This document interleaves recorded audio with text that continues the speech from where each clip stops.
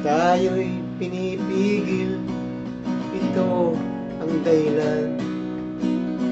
Pinipigil magkaisa upang lumaya ang bayan. Tayo ay hinahati, pinaglalaban-laban. Pilipino at Pilipino ang nagpapatayan.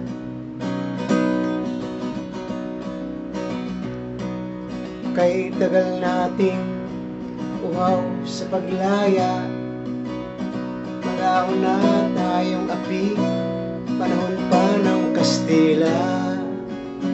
Kaya't huwag ipagbili kinabukasan ng bansa, habang buhay na lang tayong magiging kawawa.